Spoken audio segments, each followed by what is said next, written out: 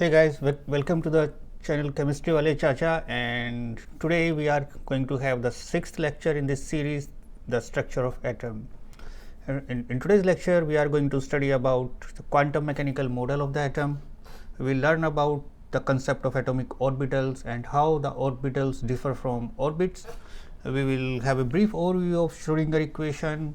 We will come to know about the shapes of atomic orbitals, and we will wrap up this lecture with quantum numbers.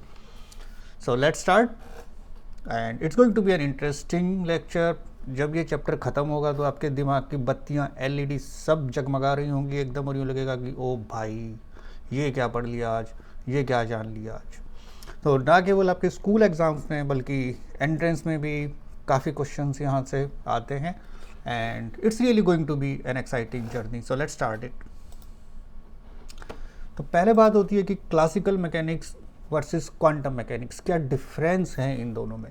तो classical mechanics अभी तक जो आप पढ़ते हो, तो classical mechanics studies the behaviour of macroscopic bodies. Macroscopic bodies मतलब जो लार्जर साइज ऑब्जेक्ट्स हैं, हमारी दुनिया में ऑब्जेक्ट्स जो आपको दिखाई देती हैं, कार दिख रही हैं, या न्यूटन के सर पे जो एप्पल गिरा था, या क्रिकेट बॉल है, या रॉकेट्स आपके पास जा रहे हैं, आप प्लैनेट्स की बात कर रहे हो, तो ये इन सब चीज़ों की स्टडी आप क्लासिकल मैकेनिक्स में करेंगे।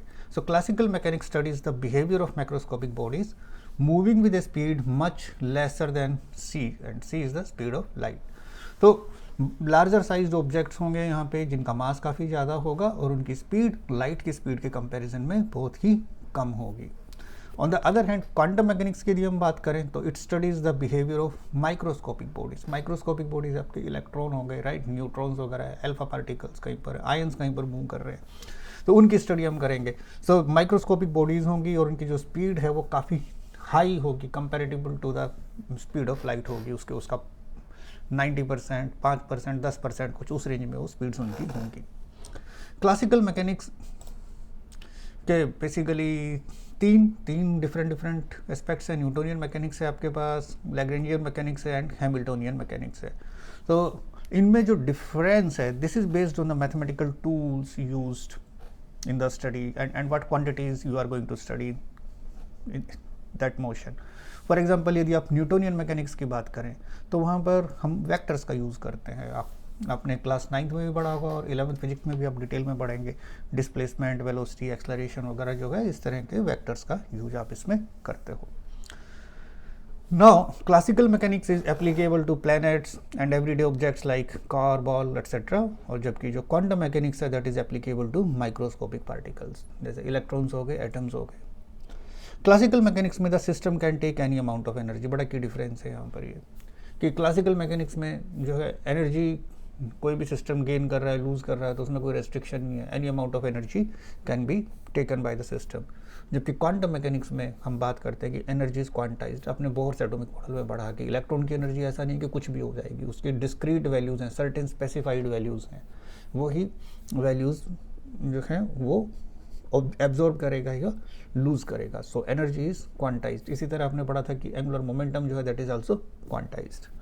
Classical mechanics considers only particle nature of material objects. तो मटेरियल ऑब्जेक्ट्स को सिर्फ वो पार्टिकल्स की तरह बिहेव करती है। क्वांटम मैकेनिक्स जो है उनके ड्यूअल नेचर की बात करती है। वो पार्टिकल नेचर तो है ही है, साइड बाय साइड उनके वेव नेचर को भी कंसिडर करती है, जैसा आपने वो डी ब्रोगली कंसेप्ट पढ़ा था of the dual nature of matter. अब लास्ट चैप्टर में हमने हेजनबर्ग्स अनसर्टेनिटी प्रिंसिपल पढ़ा, और हेजनबर्ग भैया बोलते हैं कि it's impossible to detect the exact position and velocity of an electron moving around the nucleus simultaneously. एक घूमते हुए इलेक्ट्रॉन की आप एग्जैक्ट पोजीशन और वेलोसिटी एक साथ डिटेक्ट कर ही नहीं सकते। तो यहाँ जो बोहर कहते थे कि इलेक्ट्रॉन ऐसे ऐसे घूम रहा है न्यूक्लियस के आसपास, वो कंसेप्ट थोड़ा सा ख़त्म हो जाता है। हम या ऐसा नहीं बोलते कि ये रहा इलेक्ट्रॉन, हम बात करेंगे कि यहाँ हो सकता है इलेक्ट्रॉन। तो हम फिक्स्ड पाथ की बात नहीं करते, we speak in terms of probability of finding electron in a region around the nucleus. और ये जो region around the nucleus, this area around the nucleus where probability of finding an electron is maximum, is quite high, say 95%, 90%, उसी को हमने atomic orbital कहा है। तो atomic orbital और कुछ भी नहीं, बिल्कुल सरल सरल शब्दों में बात करें तो एटॉमिक ऑर्बिटल न्यूक्लियस के आसपास का वो एरिया, वो रीजन है जहाँ पर इलेक्ट्रॉन के मिलने की प्रोबेबिलिटी काफ़ी ज़्यादा है, जहाँ पर बड़े हाई चांसेस हैं कि इलेक्ट्रॉन उधर हो सकता है। प्रोबेबिलिटी आपने क्लास 10th में भी पढ़ी होगी। प्रोबेबिलिटी आपको क्या बताती है? The chance of occurrence of an event. जैसे आप कहते हो ओहो IPL का मैच चल रहा है यार, आज तो मुंबई इंडियंस के जीतने के चांस 90% है, या बारिश हो रही है, आप फोरकास्ट देखते हो कहते हो ओहो 70% चांसेस हैं कि आज शाम को बारिश होगी। तो इसी तरह हम प्रोबेबिलिटी के टर्म्स में बात करते हैं कि इस एरिया में, इस रीजन में इलेक्ट्रॉन हो सकता है कि 95% चांसेस हैं कि इलेक्ट्रॉन यहाँ पर आपको मिल जाए। तो और थोड़ा सा इन डेप्थ देखते हैं कि what is the difference between Bohr's orbits and atomic orbitals. वो मिलते जुलते से नाम लगते हैं लेकिन जमीन आसमान का फ़र्क है, बहुत ही ज़्यादा डिफरेंस है। बोहर्स ऑर्बिट जो है that is a circular path around the nucleus in which electron revolves. तो बोहर के एटॉमिक मॉडल के हिसाब से चलें तो बोहर कहेंगे कि अच्छा ये है न्यूक्लियस, और न्यूक्लियस के पास ये है वो पाथ जिसमें इलेक्ट्रॉन घूम रहा है। तो वो सर्कुलर पाथ जिसमें इलेक्ट्रॉन न्यूक्लियस के आसपास घूम रहा है दैट इज बोहर्स ऑर्बिट। और ऑर्बिट जो है वो सर्कुलर है शेप में, 2 डायमेंशनल मॉडल को वो रिप्रेजेंट कर रही है। एक 2 डायमेंशनल पाथ है, एक सर्कुलर पाथ है जिसमें इलेक्ट्रॉन न्यूक्लियस के आसपास रिवॉल्व करने लग रहा है।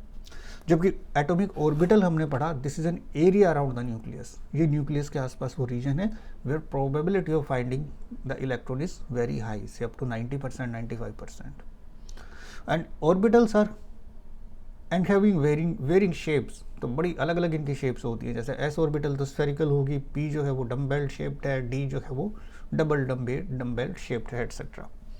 तो इसको समझें थोड़ा सा, इसको मैं इन डेप्थ एक्सप्लेन करूँ कि ये है मान लीजिए एक न्यूक्लियस, और सिंपलेस्ट केस में हम हाइड्रोजन एटम की बात करते हैं जिसमें एक इलेक्ट्रॉन है। तो एक समय पर इलेक्ट्रॉन मान लीजिए यहाँ कहीं पर हो सकता है, फिर वो हो सकता है यहाँ कहीं पर है, यहाँ है, अगले आप यदि एक मूविंग इलेक्ट्रॉन के आप अलग अलग टाइम में सपोज पिक्चर्स आप क्लिक कर रहे हो, राइट, तो जैसे मूवीज़ में आप करते हो, मूवीज़ में क्या होता है कि वो अलग अलग फ्रेम्स कैप्चर होते हैं।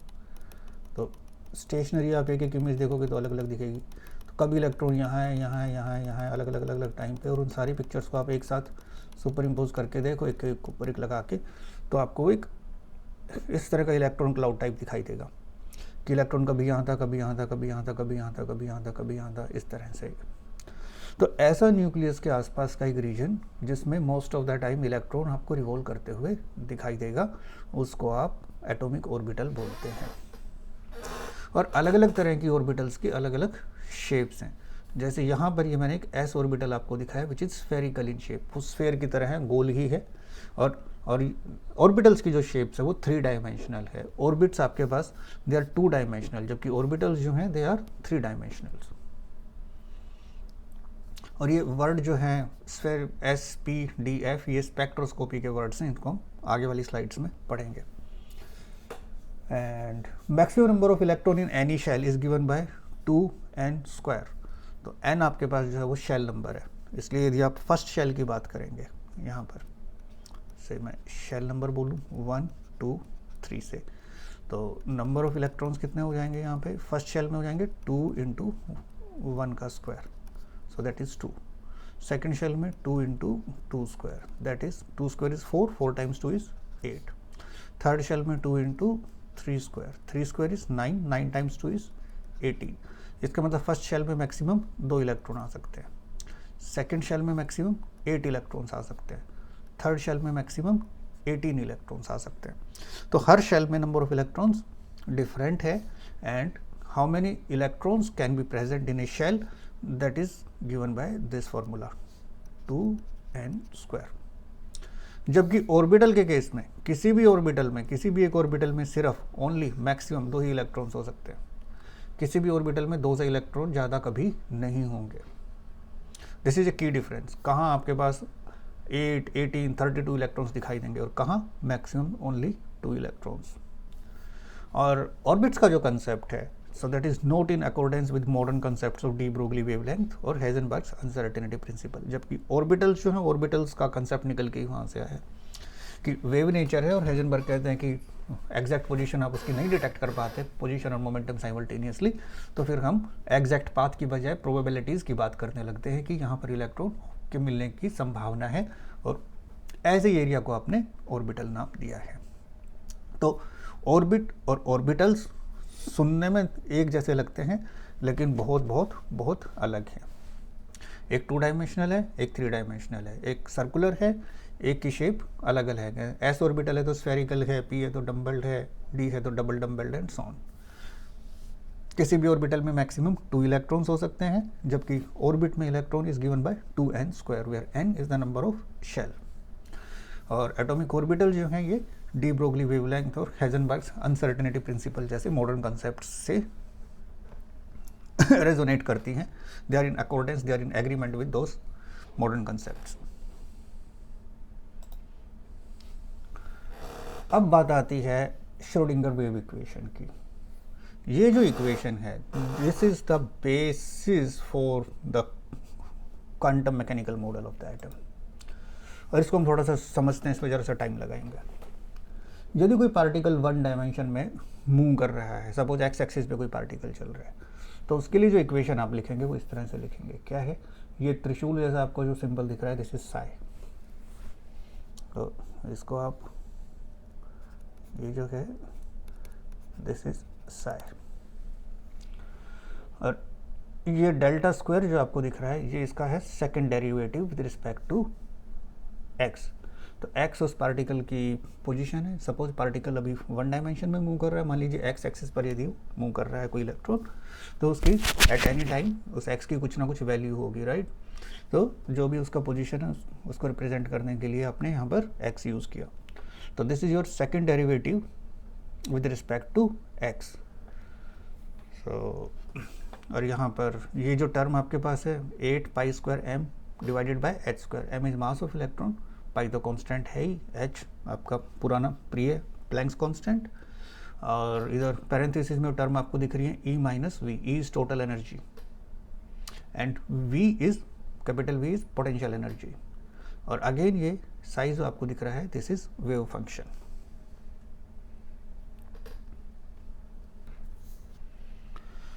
तो यहाँ पर इंटरेस्टिंग बात ये है कि वेव्स आपने क्लास 9th वगैरह में पढ़ी होंगी, क्लास 11th में आप फिर से पढ़ेंगे। हम किस तरह से वेव्स को दिखाते थे, यूजुअली आप ऐसे दिखाते थे वेव्स को, राइट। वेव्स ऐसे चलती हैं, और कोई भी जो वेव आपके पास है उसमें आप, यदि ये उसका एम्पलीट्यूड है, सपोज इस एम्पलीट्यूड को आपने मैक्सिमम जो डिस्प्लेसमेंट है from mean position, that is A0। तो एट एनी टाइम जो इक्वेशन बनेगी A is equal to A0 into से sine omega T.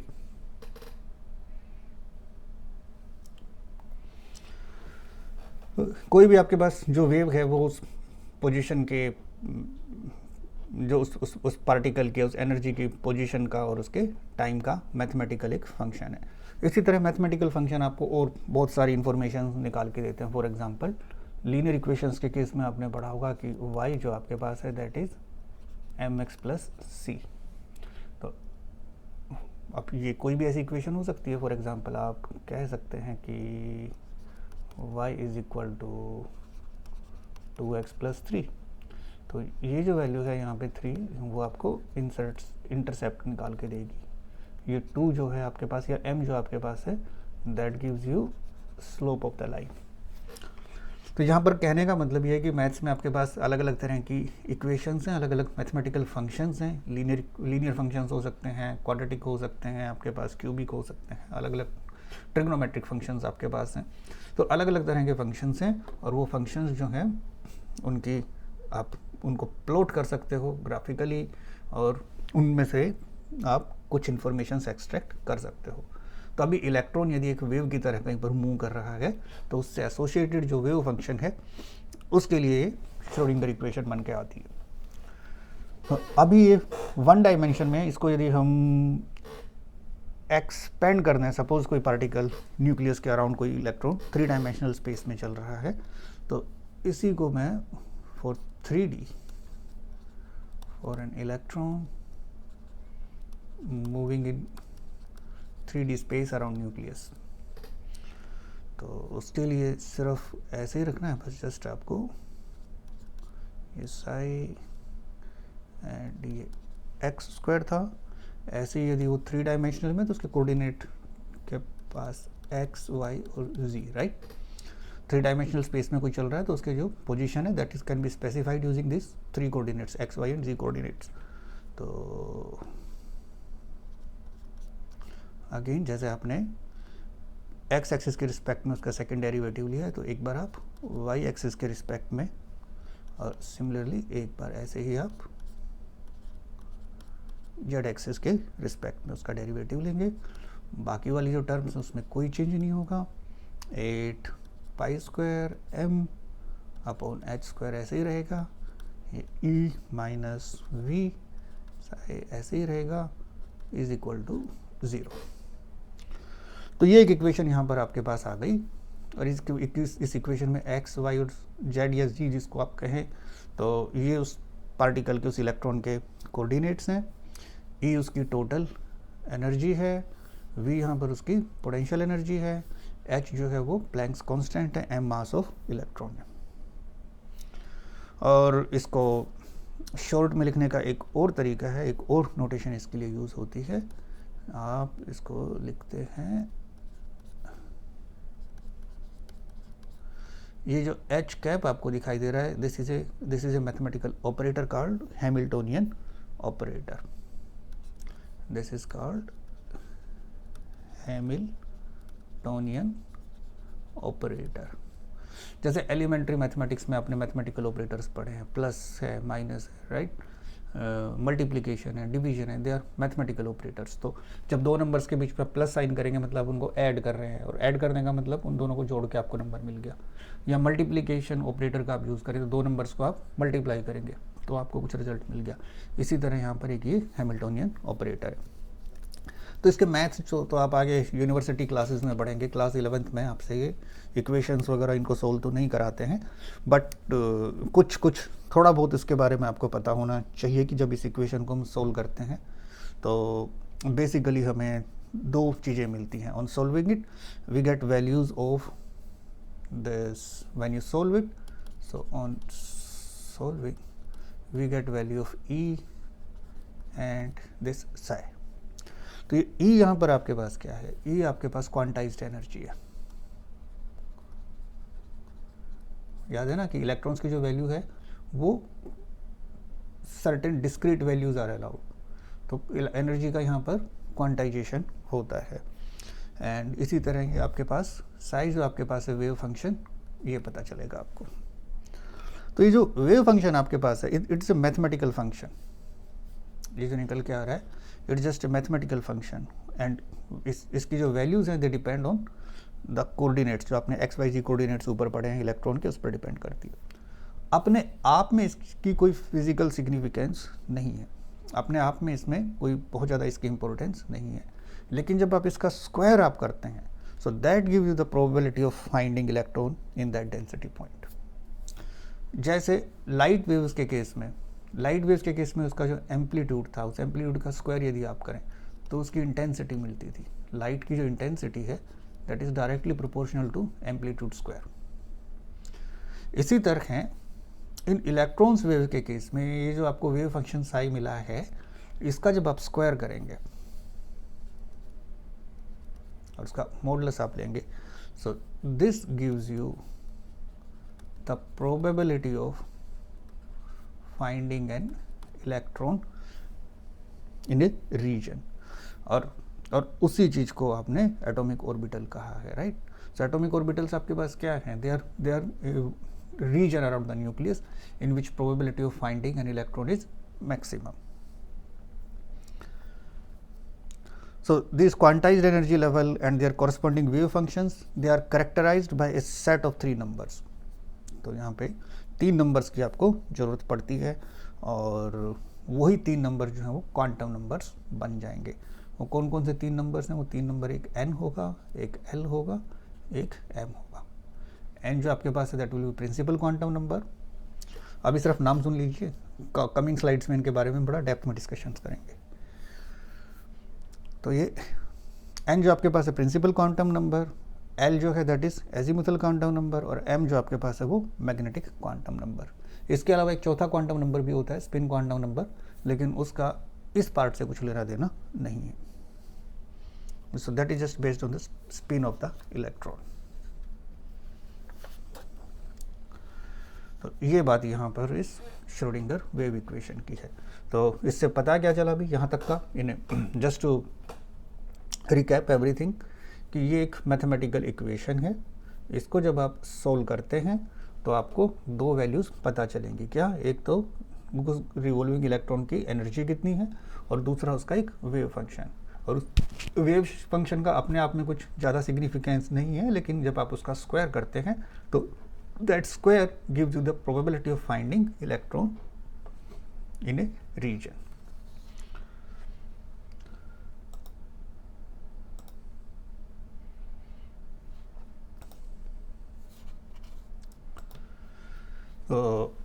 Based on this quantum mechanical model of the atom, it was proposed by Schrödinger in 1926, or the key postulates are that energy of an electron revolving around the nucleus is quantized. ये बात हमने Bohr's atomic model में भी पढ़ी थी, और ये यहाँ पर भी रिपीट हो रही है कि इलेक्ट्रॉन न्यूक्लियस के आसपास घूम रहा है तो उसकी फिक्स्ड एनर्जीज होंगी। फर्स्ट शेल में है तो कुछ और एनर्जी है, सेकंड शेल में है तो कुछ और एनर्जी है, थर्ड शेल में है तो कुछ और एनर्जी है, राइट। और वो डिस्क्रीट अमाउंट ऑफ एनर्जीज हैं, कोई भी इन बिटवीन रैंडम या कंटिन्यूस अमाउंट ऑफ एनर्जी नहीं होगा। So the energy possessed by N electron is given bye solution of Schrodinger wave equation. ये हमने पीछे पढ़ा कि जब श्रोडिंगर वेव इक्वेशन को आप इक्वेशन को सोल्व करते हैं आप किसी एटम के लिए, किसी इलेक्ट्रॉन के लिए, तो आपको उसकी दो बातें पता चलेंगी। एक उसकी एनर्जी कितनी है, और सेकंड उसका वो wave function psi. So solution of this equation also yields wave function for an electron. और ये वेव फंक्शन क्या है? एक मैथमेटिकल फंक्शन है of the coordinates of an electron. अपने आप में it has no physical significance, no physical importance, but when you square it, then its square provides you the probability density of electron within a region. और अब अलग अलग points पे आप ये probability density कैलकुलेट करते हैं, and then you get a region around the nucleus where probability of finding the electron is maximum. और इस region को ही आपने atomic orbital नाम दिया है। ऑर्बिटल्स को हम बड़े डिटेल में पढ़ेंगे कि कैसे शेल हैं, शेल के अंदर कैसे सब शेल्स हैं, सब शेल्स के अंदर कैसे ऑर्बिटल्स हैं। And since multiple wave functions are possible for an electron, एक इलेक्ट्रॉन के लिए बहुत सारे वेव फंक्शंस पॉसिबल हैं। जैसे जैसे कोऑर्डिनेट चेंज होंगे, एक्स वाई जी की वैल्यूज चेंज होंगी, वैसे वैसे अलग अलग वेव फंक्शंस आपको मिलते चलेंगे। तो there are multiple orbitals inside an atom. तो एक एटम के अंदर बहुत सारे ऑर्बिटल्स होते हैं। And the orbital wave function contains all the information about an electron in an atom. और जो क्वांटम मैकेनिक्स है, जो इक्वेशंस वगैरह हैं, they help you to extract this information. Purely mathematical model है। और हाइड्रोजन वगैरह के लिए तो इसको सोल्व करना थोड़ा सा इजी है, लेकिन मल्टी इलेक्ट्रॉन सिस्टम्स की तरफ आप जाएंगे तो it becomes a bit challenging. So Schrodinger equation can not be solve exactly for a multi electron system. Multi electron system कौन सा है? जिसमें एक से ज़्यादा इलेक्ट्रॉन्स हैं। And so in that case some approximation is used. और hydrogen atom के अलावा जब इस मॉडल को आप एक्सटेंड करते हो दूसरे एलिमेंट्स के ऊपर, मल्टी इलेक्ट्रॉन सिस्टम्स के ऊपर, तो shapes of the orbitals is essentially the same, वही है। एस तो स्फेरिकल है तो स्फेरिकल ही रहेंगे वो, पी यदि आपके पास डम्बल शेप्ड है तो डम्बल शेप्ड ही रहेंगे। लेकिन क्योंकि मल्टी इलेक्ट्रॉन सिस्टम्स में न्यूक्लियस के ऊपर यूजुअली जो है वो चार्ज बढ़ता जाएगा, ज़्यादा प्रोटॉन्स होंगे, तो न्यूक्लियस का अट्रैक्टिव फोर्स उस इलेक्ट्रॉन क्लाउड के ऊपर स्ट्रोंगर होगा। एज ए रिजल्ट वो थोड़ी सी कॉन्ट्रैक्ट हो जाएंगी ऑर्बिटल्स, बट उनकी एसेंशियली उनकी जो शेप्स है वो सेम वैसे ही रहेंगी जैसे कि हाइड्रोजन एटम्स के केस में आपको मिलती हैं। एस ऑर्बिटल स्फेरिकल ही रहेंगी, पी जो है डम्बल शेप्ड ही रहेंगी, डी जो है वो डबल डम्बल शेप्ड ही रहेंगी, and so on. So there are four main types of atomic orbitals, S, P, T, F. GH वगैरह टाइप भी होते हैं, बट अभी जो हमारे नॉन एलिमेंट्स हैं और अभी जो भी आप पीरियोडिक टेबल वगैरह पढ़ेंगे, इलेक्ट्रॉनिक कॉन्फ़िगरेशन पढ़ेंगे, तो फिलहाल इन चार से हमारा काम अभी चल जाता है। और ये जो नेम हैं, दीज नेम्स हैं ओरिजिन इन स्पेक्ट्रोस्कोपी। शुरू में जब इन्होंने स्पेक्ट्रोस्कोप डेवलप किए, अलग अलग स्पेक्ट्रास डेवलप किए डिफरेंट एलिमेंट्स के पर्टिकुलरली, तो कुछ लाइंस जो हैं बड़ी शार्प दिखाई दे रही थी, तो वो जहाँ से आ रही थी उस रीजन को आपने वो जो है वो एस ऑर्बिटल्स या शार्प वहाँ से वर्ड निकल के आया है। P जो है, P stands for principal. D जो आपके पास है डिफ्यूज्ड, तो कुछ लाइन जो है वो थोड़ी सी फजी थी, ज़रा क्लियर नहीं थी, उसको आपने डिफ्यूज नाम दे दिया। इसी तरह F जो है इट स्टैंड्स फॉर फंडामेंटल, और G ऑर्बिटल जो है तो G स्टैंड्स फॉर जनरल। तो ये स्पेक्ट्रोस्कोपी से नाम निकल के आ रहे हैं, S P D F G। और शेप्स, S ऑर्बिटल स्फेरिकल होंगी, स्फेरिकल मतलब जैसे गोल होती है, बॉल जैसे आपके पास होती है, फुटबॉल वगैरह टाइप होती है, उस तरह से। P ऑर्बिटल जो है वो डम्बेल शेप्ड होंगी, तो S ऑर्बिटल्स ऐसे ही गोल। मैं बाउंड्री रीजन सरफेस डायग्राम्स का एक बार अभी यूज़ कर लेता हूँ। गोल होंगी, P आपको जो है इस तरह से ऐसे डम्बेल टाइप की दिखाई देंगी, एंड D ऑर्बिटल्स जो हैं वो डबल डम्बेल या क्लोवर टाइप की रहेंगी।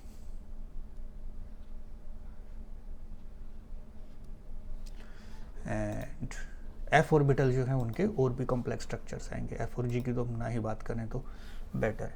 ये थोड़ा सा आप देख सकते हैं कि S ऑर्बिटल जो है वो स्फेरिकल हैं, P ऑर्बिटल्स डम्बेल टाइप की हैं। 3 अलग अलग P ऑर्बिटल्स आपको दिखाई देंगे, एक X एक्सिस पर अलाइंड है, एक Y एक्सिस पर और एक Z एक्सिस पर। इसी तरह जो D ऑर्बिटल्स है, 5 अलग अलग तरह के D ऑर्बिटल्स आपको दिखाई देंगे। अगेन वो अलग अलग एक्सिस के ऊपर अलाइंड है, एक एक्स वाई में दिखाई देगा, वाई जी में दिखाई देगा, जी एक्स में दिखाई देगा, ये डी जी स्क्वायर आपके पास हो गया, d x square minus y square होगा। और एफ ऑर्बिटल्स फिर वो तो बिल्कुल आपको ऐसे ही लग रहे हैं जैसे कि कोई गुब्बारे बेचने वाला खड़ा हो, बैलून लगा रखे हो दुनिया भर के।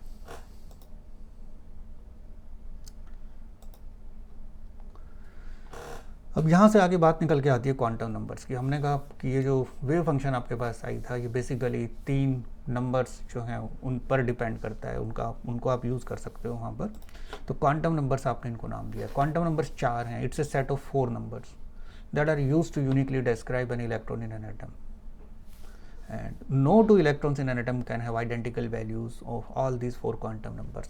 आप समझिए कि सपोज आपके घर कोई अमेज़न से एक पार्सल आता है, डिलीवर करना है, या जोमेटो वगैरह से कोई आपके घर एक आपने फूड ऑर्डर डिलीवर हो रहा है, तो उस बंदे को क्या क्या पता होना चाहिए, क्या क्या इन्फॉर्मेशन उसके पास होनी चाहिए कि आपका पार्सल या आपका फूड ऑर्डर करेक्टली आप तक डिलीवर हो जाए।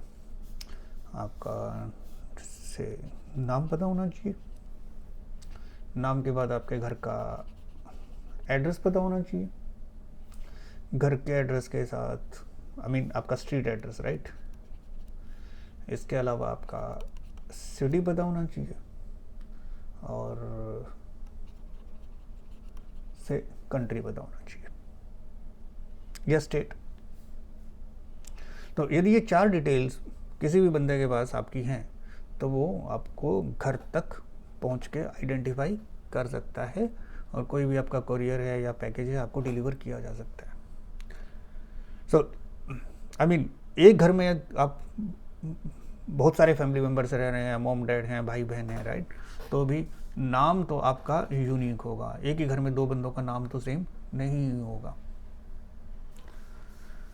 तो इसी तरह एक एटम में बहुत सारे इलेक्ट्रॉन्स घूम रहे होंगे, तो यदि किसी इलेक्ट्रॉन को यूनिकली आइडेंटिफाई करना है कि कौन से वाला इलेक्ट्रॉन है वो, तो उसको आइडेंटिफाई करने के लिए हम use a set of 4 numbers, और this set of 4 numbers is known as quantum numbers. और जिस तरह आपके इन 4 criteria name, street address, city और कंट्री का यूज़ करके आपको यूनिकली आइडेंटिफाई किया जा सकता है, उसी तरह इन किसी इलेक्ट्रॉन के लिए ये 4 नंबर्स हैं, इनका यूज़ करके उसको यूनिकली आप मार्क आउट कर सकते हो। किन्हीं एक एटम के अंदर किन्हीं भी 2 इलेक्ट्रॉन्स के लिए ये चारों नंबर सेम नहीं होंगे। एट द मैक्स कोई भी 3 सेम हो सकते हैं, 4th तो फिर उसको अलग होना ही होगा। तो कौन कौन से 4 क्वांटम नंबर्स हैं? First of all principal quantum number. It was provided, the concept was provided by Bohr.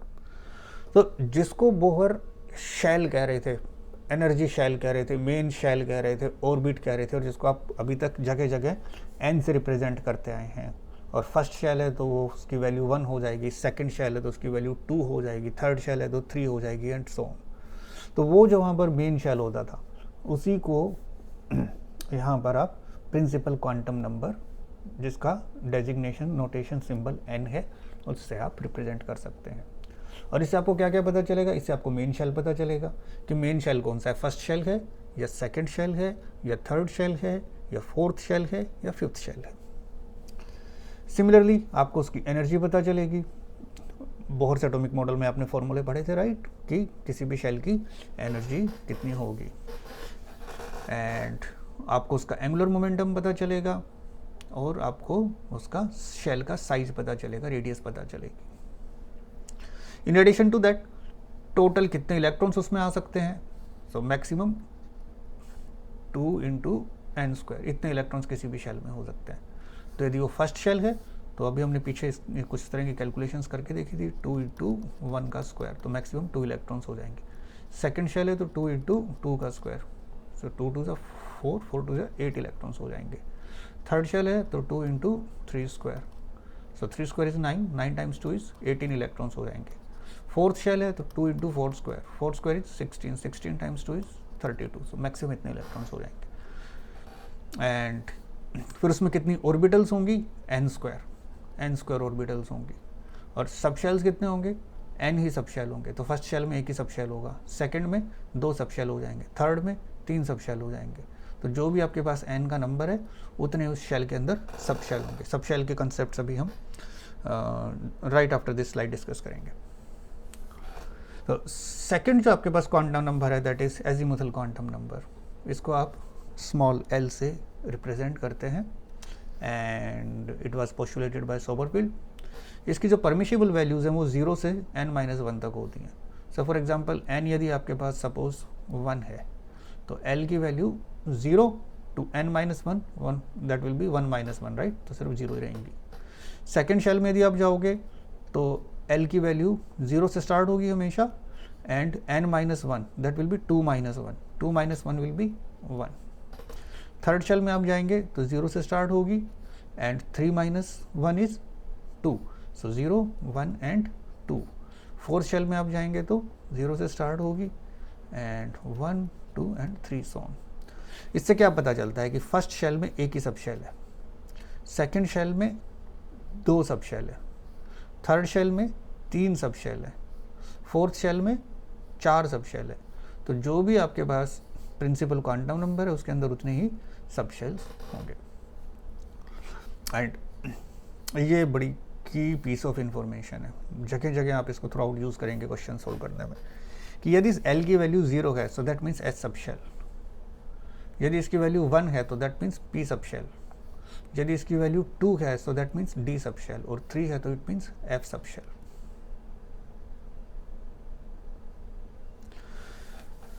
तो शेल के पास आपके पास प्रिंसिपल क्वांटम नंबर से शेल पता चल रहा था, उसके बाद जो next quantum number azimuthal quantum number आया वहाँ से आपको सब शेल पता चल गए कि शेल के अंदर सब शेल्स होते हैं। सब शेल्स के अंदर भी आप और जाएंगे तो फिर वहाँ पर आपको ऑर्बिटल्स दिखाई देंगे, होंगे। So magnetic quantum number proposed by Linde represented by small m, और कुछ टेक्स्ट बुक्स जो है इसको m के नीचे l सब्सक्रिप्ट लगा देती हैं। सो इसकी जो वैल्यू है that is -L to +L including 0। और इससे आपको atomic orbital and it's orientation पता चलेगा। जैसे p के अंदर हमने पढ़ा कि px, py, pz 3 आपके पास जो है वो p ऑर्बिटल्स हैं, तो वो यहाँ से निकल के आएंगे। And finally spin quantum number, Goudsmit and Uhlenbeck propose this and it is represented by small s। इसकी सिर्फ 2 ही वैल्यूज़ हैं, -½ और +½ इससे इलेक्ट्रॉन की स्पिन पता चलती है। तो +½ का मतलब है कि वो इलेक्ट्रॉन जो है वो क्लॉकवाइज स्पिन कर रहा है, क्लॉकवाइज जैसे घड़ी की सुई चलती है सेम डायरेक्शन में, और -½ का मतलब है वो एंटी क्लॉकवाइज स्पिन कर रहा है। So just to recap, there are 4 quantum numbers: principal quantum number, azimuthal quantum number, magnetic quantum number and spin quantum number. थोड़ा सा देखते हैं इसको और डिटेल में। सपोज ये आपके पास है न्यूक्लियस। अब इस न्यूक्लियस के बाहर n = 1 की मैं बात करता हूँ, n = 2 की बात करता हूँ, n = 3 की बात करता हूँ, n = 4 की बात करता हूँ। इसका मतलब फर्स्ट शेल है, सेकंड शेल है, थर्ड शेल है और फोर्थ शेल है। ठीक, अब n की वैल्यू यदि 1 है यहाँ पर, तो l की वैल्यू कितनी होगी? l की परमिशिबल वैल्यू होती थी 0 to n-1। So in this case 0 to 1 minus 1, 1 minus 1 will be 0। तो l यहाँ पर जो अलाउड वैल्यू है वो होगी सिर्फ 0। यहाँ पर होगी कितनी? 0 और 1। यहाँ पर कितनी होगी? 0, 1 और 2। तो हमेशा आपको 0 से शुरू करना है और जो भी n की वैल्यू गिवन हो उससे एक पहले रुक जाना है। 0 से शुरू करना है, जो भी n की वैल्यू है उससे एक पहले। सो 4 में से 4 से एक माइनस करोगे तो कितना? 3, इतना। तो ये आपके पास मेन शेल है। शेल के बाद यहाँ से आपको पता चल रहा है कि इसमें कितने सब शेल्स हैं। तो फर्स्ट शेल में एक ही सब शेल है, सेकंड शेल में 2 सब शेल्स हैं, थर्ड शेल में 3 सब शेल्स हैं, फोर्थ शेल में 4 सब शेल्स, राइट। इसी तरह सोन 5th में जाएंगे तो वहां पे 5 सब शेल हो जाएंगे, 6th में जाएंगे तो वहां पे 6 सब शेल हो जाएंगे, एंड सोन।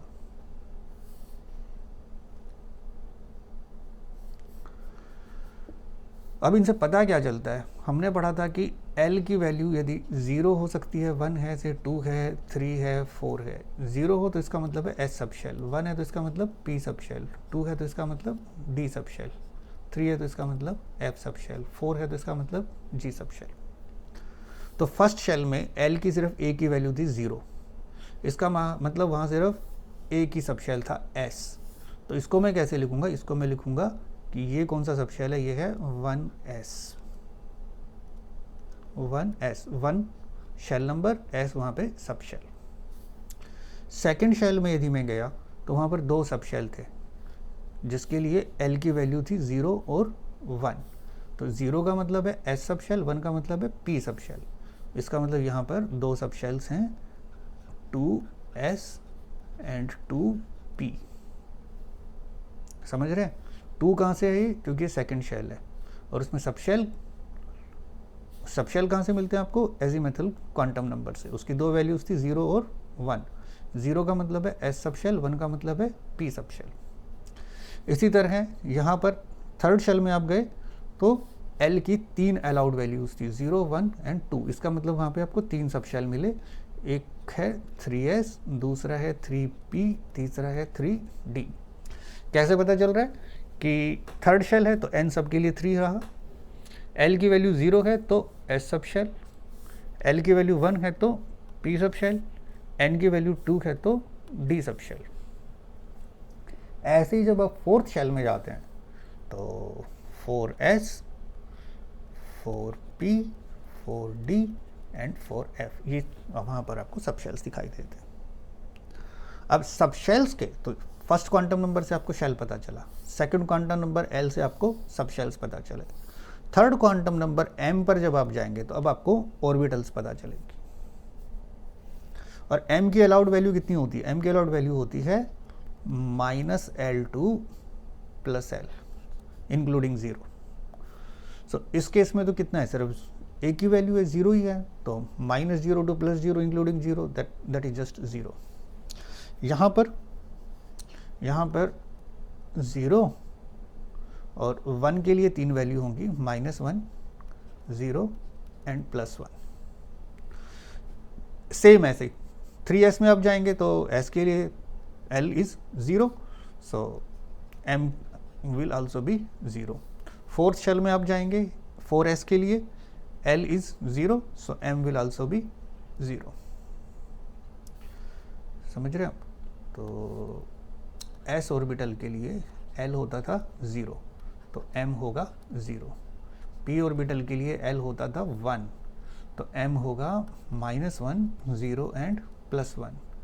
D ऑर्बिटल के लिए L होता था 2, तो M की वैल्यू आपके पास -2, -1, 0, +1 एंड +2। तो P के लिए सब जगह क्योंकि एजीमुथल क्वांटम नंबर की वैल्यू 1 थी, एल की वैल्यू 1 थी, तो मैग्नेटिक क्वांटम नंबर एम की वैल्यू -1, 0 एंड +1। यहाँ पर भी -1, 0 एंड +1। इससे पता क्या चल रहा है? इससे आपको पता चलता है कि एस सबशेल के अंदर एक ही ऑर्बिटल होती है, पी सबशेल के अंदर 3 पी ऑर्बिटल्स होंगी, डी सबशेल के अंदर 5 डी ऑर्बिटल्स होंगी। और ऐसे यदि आप एफ सबशेल में जाएंगे जहाँ एल की वैल्यू 3 है, तो एम की allowed value will be -3, -2, -1, 0, +3, +2 and +1. So that will be 7.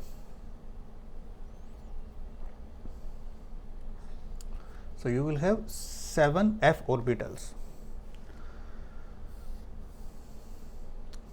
तो d सबशेल में जब आप 4d में जाएंगे तो d के लिए l की वैल्यू इज 2, तो m की वैल्यू अलाउड वैल्यू -2, -1, 0, +1, +2। सो 4d में जब आप जाएंगे तो वहाँ पे आपको 5d ऑर्बिटल्स मिलेंगे। 4f में आप जाएंगे, f के लिए l की वैल्यू थी 3, तो m की वैल्यू होगी -3, -2, -1, 0, +1, +2, +3। सो 1, 2, 3, 4, 5, 6, 7।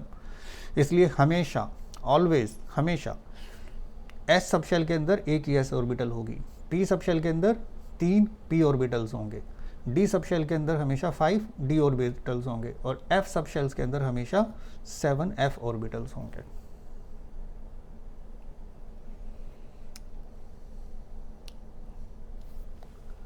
गुड सो फार।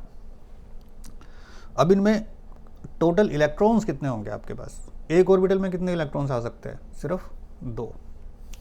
तो पहले ऑर्बिटल्स देखते हैं, पर सबशेल सब हमें पता है। Let's see how many orbitals are there.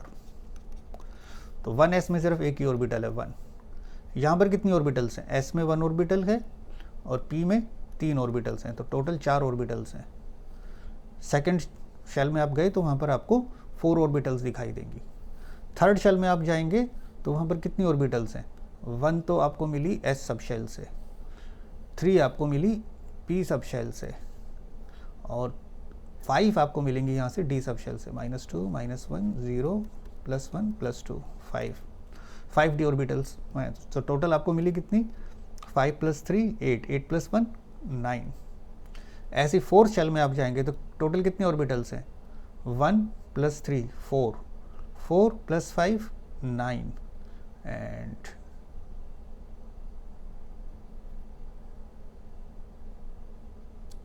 and then these 7 orbitals, so this will be 16।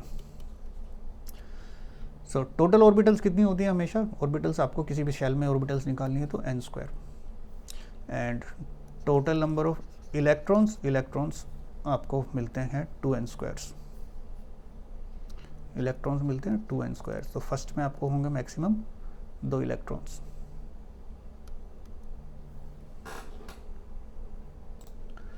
So total number of electrons in any shell, they are given by 2n². So in the first shell you will find maximum 2 electrons, right? Or if you already know the number of orbitals, then you can just multiply that by 2. So there are 2 ways of calculating it, either by using the formula 2n², and second method कि आपको already number of orbitals पता है और आप ये भी जानते हैं कि एक ऑर्बिटल्स में मैक्सिमम 2 ही इलेक्ट्रॉन्स हो सकते हैं। So if you multiply number of orbitals by 2, you will get the number of electrons in that shell. So 4 × 2 will be 8।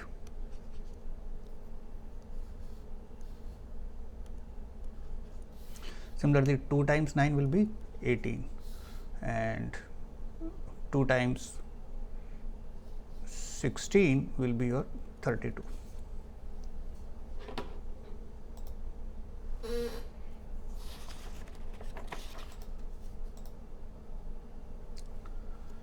So now, what is the total number of orbitals associated with principal quantum number n is equal to 3? Again 2 तरीके हैं इस question को करने के। आपको principal quantum number n पता है 3 है। So total number of orbitals कितने होंगे? डायरेक्ट फार्मूला लगाना है तो n² will be 3², that will B 9।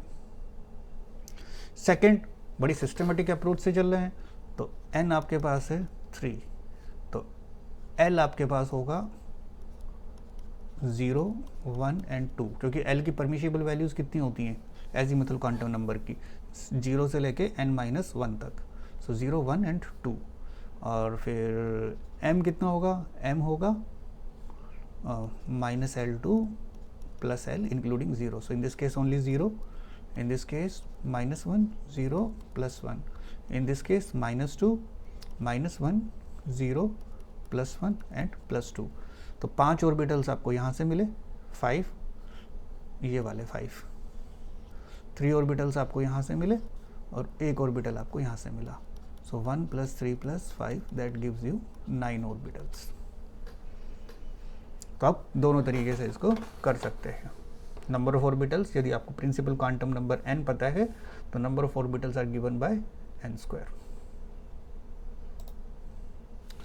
Using s, p, d and f notations describe the orbital with following quantum numbers। okay, let's see।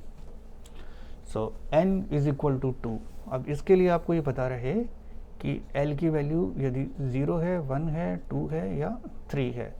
L की value 0 हो तो इसका मतलब S सब शेल, 1 है तो मतलब P सब शेल, 2 है तो मतलब D सब शेल, 3 है तो मतलब F sub shell. Now n is equal to 2, L is equal to 1, so that will be 2p orbital, क्योंकि प्रिंसिपल शेल सेकेंड है तो वो 2 लिख दिया आपने, और L की वैल्यू 1 है, L की वैल्यू 1 का मतलब P सब शेल है, तो 2p सब शेल आपको यहाँ पर मिल गया। इसी तरह n है 4 तो फोर्थ शेल, एंड L की वैल्यू 0, L 0 का मतलब S sub shell, so that will be 4s। Okay, third principal shell is 5th, okay, and L is equal to 3, L is equal to 3 means F sub shell, and last one n is equal to 3, okay, and L is equal to 2, L is equal to 2 means D sub shell. सो इस तरीके से आप इनको लिख सकते हैं। यदि आपको n और L की वैल्यू पता हो तो ऐसे आप SPDF नोटेशन का यूज़ करके ऑर्बिटल्स सब शेल्स आप पता लगा सकते हैं। और ऑर्बिटल्स तो फिर इनके अंदर आपको मालूम है, P सब शेल में जाएंगे तो 3 P ऑर्बिटल्स हैं, PX, PY एंड PZ। ऐसी D में जाएंगे तो 5 ऑर्बिटल्स एंड F में जाएंगे तो 7 orbitals. An atomic orbital has n is equal to 3। What are the possible values of L and ML? Okay, तो गिवन क्या है यहाँ पर, n इज इक्वल टू 3 है, this is your principal quantum number, so n is equal to 3। L की value कितनी होती है, 0 to n-1, तो 0 से शुरू करेंगे और n से एक पहले रुक जाएंगे, तो 0, 1 एंड 2। और ml की वैल्यू कितनी होगी, ml कितना होता है, -L2 + L इंक्लूडिंग 0, तो 0 के केस में तो 0 ही रहेगा, यहाँ पे -1, 0 और +1, यहाँ -2, -1, 0, +1 एंड +2 रहेगा। तो -L से शुरू करते हैं आप, +L तक जाएंगे including 0। So this is how you can do this one। List the quantum numbers ml and l of electrons for 3d orbitals। okay, so 3d का मतलब है, अब आपको याद है कि l की वैल्यू 0 हो तो मतलब s सब शेल, 1 हो तो मतलब p सब शेल, 2 हो तो मतलब d सब शेल, 3 हो तो मतलब f सब शेल। अब 3d यदि आपको चाहिए तो ये तो आपके पास बन गया n, और d सब शेल है तो इसका मतलब l is equal to 2, right. तो 3d आपके पास ऑर्बिटल है तो l की वैल्यू, एजीमुथल क्वांटम नंबर की वैल्यू आ गई 2। कैसे पता चला, यहाँ से, ये चीट शीट है। और ml कितना होगा, ml होता है -L2 + L, so -2, -1, 0, +1 and +2।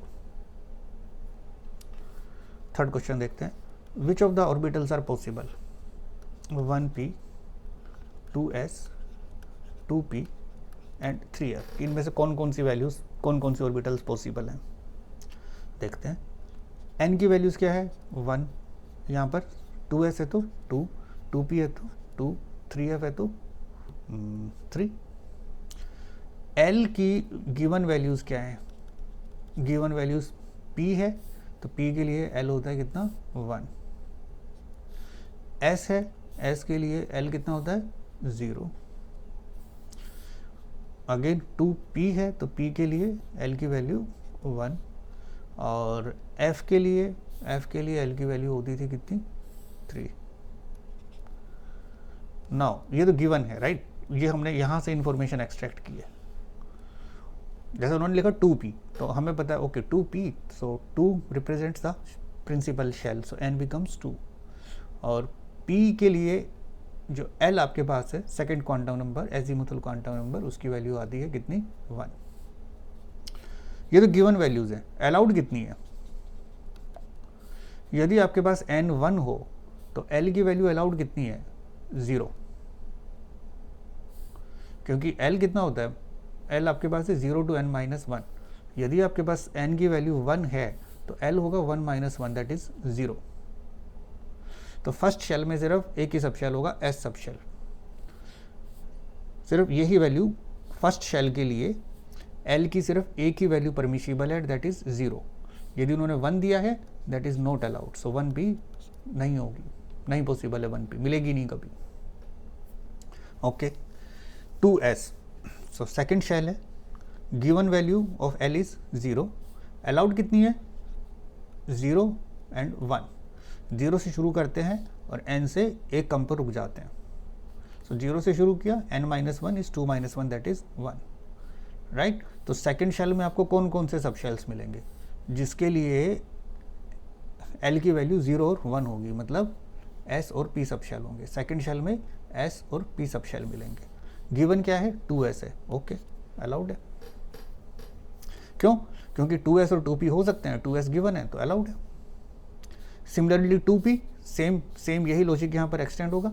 Second shell है, L की वैल्यू 0 और 1 अलाउड है, मतलब सेकंड शेल में 2S और 2P हो सकता है, that is fine, perfectly okay.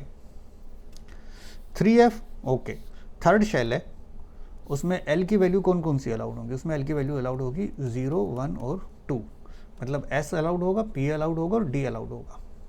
इन्होंने दिया क्या है आपको, given is F, no. Third shell में F सब शेल नहीं होंगे। थर्ड शेल में आपके पास M की सिर्फ 3 ही वैल्यू, सॉरी L की सिर्फ 3 ही वैल्यूज अलाउड हैं, 0, 1 and 2, so S, P and D सब shells will be permissible only, so 3F is not possible. बड़ा कॉमनली पूछते हैं आपसे, बहुत पूछते रहे इस तरह के क्वेश्चन, इसमें कुछ भी ज़्यादा कोई मुश्किल कैलकुलेशंस नहीं है, बड़े सिंपल से कंसेप्ट्स हैं। 2-4 बार आप इन क्वेश्चंस को अच्छे से समझेंगे, प्रैक्टिस करेंगे and you should be good for it. वैसे using S, P and D notations describe the orbitals with the following quantum numbers, N = 1, L = 0। क्या बन जाएगा ये आपके पास? ये बन जाएगा 1S। क्यों? N की वैल्यू 1 है तो फर्स्ट शेल इज 1, L 0 किसके लिए होता है? S सब शेल के लिए। ओके, N = 3, L = 1, N 3 है तो shell number will be 3, L की वैल्यू 1 किसके लिए होती है? P के लिए, देख रहे हैं आप ऊपर चीट शीट में, सो दैट विल बी 3P। ये वाला N = 4, फोर्थ शेल है, L की वैल्यू 2, L की वैल्यू 2 किसके लिए होती है? D सब शेल के लिए। ये रहा यहाँ पे L यदि 2 हो तो उसका मतलब D सब शेल है, सो दिस इज 4D। ये वाला N = 4, okay, and L = 3, L3 किसके लिए होता है? F सब शेल के लिए, सो 4F। इतने इजी क्वेश्चन है बिल्कुल। Explain giving reasons which of the following set of quantum numbers are not possible. इन्होंने कुछ क्वांटम नंबर्स दिए आपको और कहते हैं बताओ, समझाओ कि इनमें से कौन से पॉसिबल है और कौन से नहीं पॉसिबल है। N0, लो ये तो शुरू में गड़बड़ कर दी इन्होंने। N0 ना, N तो शुरू ही 1 से होता है, कम से कम फर्स्ट शेल से तो शुरुआत करोगे ना कि ये फर्स्ट शेल है, ये सेकंड है, ये थर्ड शेल है। शेल्स की काउंटिंग 1 से शुरू होती है, 0 से नहीं होती है, तो ये तो नहीं होगा। क्यों नहीं होगा? क्योंकि ये इसमें यहाँ पे गड़बड़ घोटाला हो रहा है कि N की जो मिनिमम वैल्यू है that is 1, okay. Second N = 1, L = 0, ML = 0, MS = -12। ये क्या कहना चाह रहा है? ये कह रहा है फर्स्ट शेल है, ठीक है, ओके है। एल की वैल्यू कितनी होती है? एल अलाउड है 0 to n-1। एल हमेशा 0 से शुरू होगा, एन कभी भी 0 से शुरू नहीं होगा, एल हमेशा 0 से शुरू होगा, 0 से शुरू होगा और एन से एक कम पे रुक जाएगा। तो एन यदि आपके पास 1 है तो एल कितना होगा? एल होगा 0 to 1-1, 1 - 1 इज 0, तो सिर्फ 0 ए की वैल्यू परमिशिबल है, that is okay. Okay, so L यदि 0 है तो एम एल कितना होगा? 0 अलाउड है। और स्पिन की सिर्फ दो ही वैल्यूज़ होती हैं, -½ और +½ तो ये चारों वैल्यूज़ दे आर गुड, तो yes it is possible, this is possible. Third, n is equal to 1, okay, l is equal to 1। अभी जस्ट हमने ऊपर पढ़ा कि n यदि आपके पास 1 है तो l की सिर्फ a की वैल्यू होगी 0, 0 to 1-1 दैट इज अगेन 0, तो l इज इक्वल टू 1 ये पॉसिबल नहीं होगा। आप जानते हो कि l यदि 0 हो तो s सब शेल, 1 है तो p सब शेल, 2 है तो d सब शेल, 3 है तो f सब शेल। तो फर्स्ट शेल में सिर्फ s सब शेल ही होता है, क्यों? क्योंकि l की वैल्यू सिर्फ 0 ही अलाउड है, 0 की वैल्यू p 1 के लिए एलिजिबल है ही नहीं, तो ये यहाँ पर गड़बड़ घोटाला है, दिस इज नॉट पॉसिबल, ये तो नहीं हो पाएगा। ओके, सेकेंड शेल है n is equal to 2, fine, कोई दिक्कत नहीं। l की वैल्यू, अब n यदि आपके पास 2 हो तो l कितना होगा? 0 और 1, हमेशा 0 से शुरू होगा l और n के एक कम पे रुक जाएगा, तो 0 and 1 अलाउड है। गिवन कितना है? 1, ठीक है, 1 तो अलाउड है इसके लिए। ml 0 पॉसिबल है, ml की वैल्यू कितनी होती है? -L to +L including 0, right, तो 0 is allowed in that range. यदि ये 1 है तो ml कितना बनेगा यहाँ पे? -1, 0 and +1, so 0 is allowed here. और स्पिन -½ ठीक है, क्योंकि स्पिन की तो दो ही वैल्यूज है, -½ या +½ तो चारों की चारों वैल्यूज जो हैं वो they are correct, so this set of quantum numbers is possible. Next, n is equal to 3, l is equal to 3 ना, n3 तो सही है लेकिन l कभी भी n के बराबर नहीं होगा, 0 से शुरू होगा और n के एक कम पर रुक जाएगा। l की जो मैक्सिमम वैल्यू है वो n-1 होती है, सो n यदि आपके पास 3 है तो l की मैक्सिमम वैल्यू जो है वो 3-1 यानी कि 2 होनी चाहिए थी। इन्होंने तो 3 दे दी, ये तो गड़बड़ है, तो ये not possible. Okay, n is equal to 3, fine. l 1, हाँ ठीक है, n यदि 3 हो तो l कितना होगा? 0, 1 और 2 तक चलेगा, तो 1 अलाउड है। ml 0 अलाउड है, क्यों? क्योंकि इतना होता है -L to +1, -L to +L including 0, तो l यदि 1 है तो ml की वैल्यू यहाँ पे जो परमिशिबल थी वो थी -1, 0 एंड +1, तो 0 is here and spin is +½ that is okay, perfectly correct, so this one is so the last one is possible। तो इस तरह के क्वेश्चंस आए तो सिर्फ ऐसा ही देखना है आपको कि n की क्या वैल्यू गिवन है, उसके लिए l की कौन सी वैल्यू पॉसिबल्स हैं, और l की जो भी वैल्यू फिर आप एक पकड़ेंगे उसमें उसके लिए m की कौन सी वैल्यूज पॉसिबल है। और स्पिन तो -½ और +½ के अलावा कुछ हो रहा है तो नहीं अलाउड होगा।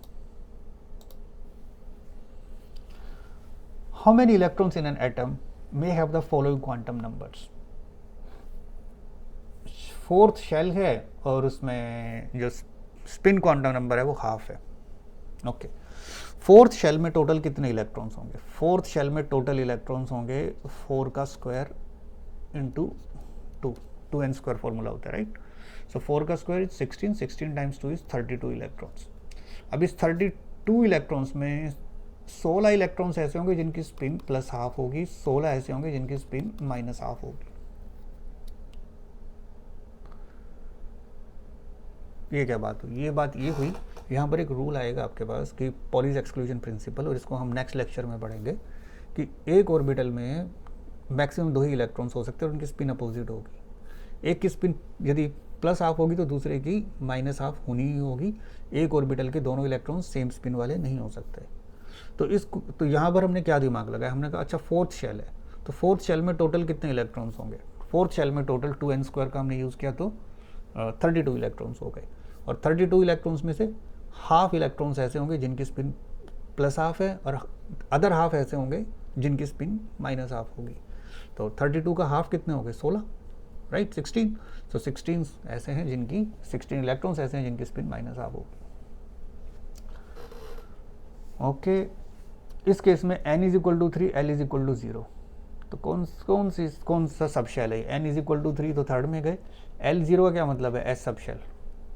और s में कितने इलेक्ट्रॉन्स होते हैं हमेशा, s सब शेल में, याद है कि s में 2 इलेक्ट्रॉन होंगे, p में हमेशा मैक्सिमम 6 होंगे, d में 10 होंगे और f में 14 होंगे इलेक्ट्रॉन्स। कहाँ से नंबर्स निकल के आए, क्योंकि s सब शेल में हमेशा एक ही ऑर्बिटल होगी, p में 3 ऑर्बिटल्स होते थे, d में 5 ऑर्बिटल्स होते थे, f में 7 ऑर्बिटल्स होते थे।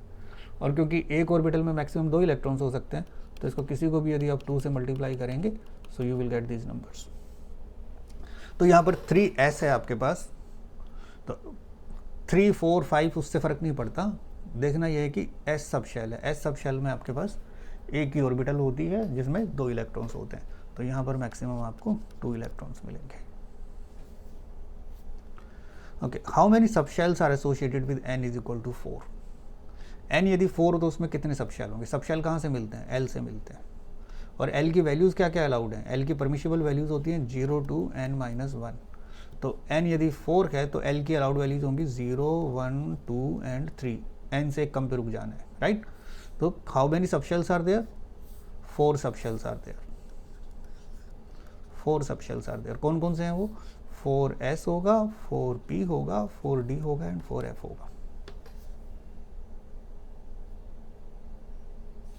कैसे पता चली ये बात मेरे को, क्योंकि फोर्थ शेल है तो सब में 4 तो लगेगा ही लगेगा, फोर्थ शेल की बात कर रहे हो तो। और l की वैल्यू 0 हो, वो हमारी चीट शीट पुरानी कि l की वैल्यू यदि 0 है तो मतलब s सब शेल है, l यदि 1 है तो मतलब p सब शेल है, 2 है तो मतलब d सब शेल है, 3 है तो मतलब f सब शेल है। यहाँ पे चारों ही हैं नंबर्स 0, 1, 2, 3, तो s, p, d और f ये चारों सब शेल्स आपको फोर्थ शेल में दिखाई देंगे। How many electrons will be present in the subshells having ms spin quantum number value of -12 for n is equal to 4। ये यही वाला क्वेश्चन जो ऊपर वाला था ना, ये इसी को इसने घुमा फिरा के दूसरे तरीके से पूछ लिया, कोई फ़र्क नहीं है, सिर्फ वर्डिंग्स चेंज कर दी हैं, बात वही है। फोर्थ शेल की बात हो रही है और सवाल आपसे वही पूछा जा रहा है कि फोर्थ शेल में कितने ऐसे इलेक्ट्रॉन्स हैं जिनकी स्पिन -12 होगी। तो अप्रोच वही रहेगी कि फोर्थ शेल में टोटल इलेक्ट्रॉन्स कितने होंगे, 2n², 2 × 4² 32। और आधे इलेक्ट्रॉन्स जो हैं उनकी स्पिन +12 होगी और आधों की स्पिन -12 होगी। तो 32 को 2 से डिवाइड किया तो 16 की स्पिन ऐसी होंगी जो -12 होंगी। चलिए जी, अब इसके बाद थोड़ा सा और एक बार थ्योरी में उतरते हैं। अब यहाँ पे बात होगी रेडियल प्रोबेबिलिटी डेंसिटी कर्व्स की। हमने ऐसा पढ़ा कि श्रोडिंगर इक्वेशन में आपके पास एक वेव फंक्शन निकल के आता था साई, और ये वेव फंक्शन है तो यदि एक ग्राफ यहाँ पर बनाएं इसका साई का, यदि आप एक ग्राफ बनाएं डिस्टेंस के साथ आर के साथ, तो वेव्स यूजुअली, मैं बड़ा जेनरिक सा बना रहा हूँ, वेव्स यूजुअली ऐसे ऐसे ऐसे चलती हैं, राइट। तो ये भी एक वेव ही है तो इस तरह से चलेगा। और वेव में आपको पता है कि पार्टिकल्स मीन पोजीशन के एक तरफ है, तो सपोज हमने कह दिया ये प्लस है, ये नेगेटिव है, ये प्लस है, ये माइनस है टाइप, ये उनके फेस को इंडिकेट करने के प्लस माइनस है कि अपोजिट फेसेस में। एक बार ये मीन पोजीशन से पॉजिटिव साइड में है, दूसरी बार ये मीन पोजीशन से नेगेटिव साइड में, फिर पॉजिटिव साइड में, फिर नेगेटिव साइड में। वेव्स जो है वो इसी तरह से चलती है। और हमने ये भी पढ़ा था पीछे कि इस साई की कोई बहुत ज़्यादा फिजिकल सिग्निफिकेंस नहीं है। हम जो इंटरेस्टेड हैं, हम इंटरेस्टेड होते हैं इसके स्क्वायर में। और स्क्वायर जब आप इस चीज़ का करोगे तो आपको मालूम है कि नेगेटिव नंबर्स के पीछे स्क्वायर्स हैं वो तो पॉजिटिव ही होते हैं। तो यदि सेम इसी चीज़ को आप आर के साथ रखोगे तो ये जो जब आप इसकी स्क्वायरिंग करोगे तो ये आपके पास पॉजिटिव ही बन जाएंगे, राइट। और इसको आप किसी स्केलर क्वांटिटी से, किसी भी नंबर से मल्टीप्लाई करोगे तो ग्राफ की शेप में कोई बहुत ज़्यादा फर्क नहीं आएगा। तो मैं इसको मल्टीप्लाई कर रहा हूँ, ये जो साइज स्क्वायर है इसको मैं ओ रिप्रेजेंट कर सकता हूँ r square at distance r, और 4 pi r square d r को मैंने आर स्क्वायर आर से मल्टीप्लाई किया, तो यहाँ से उसकी वो प्रोबेबिलिटी डेंसिटी निकल के आएगी। और इसी नंबर को, पीछे वाले नंबर को मैं इस फैक्टर से मल्टीप्लाई कर रहा हूँ, तो ग्राफ की शेप में कोई चेंज नहीं आएगा, वो ऐसा ही रहेगा।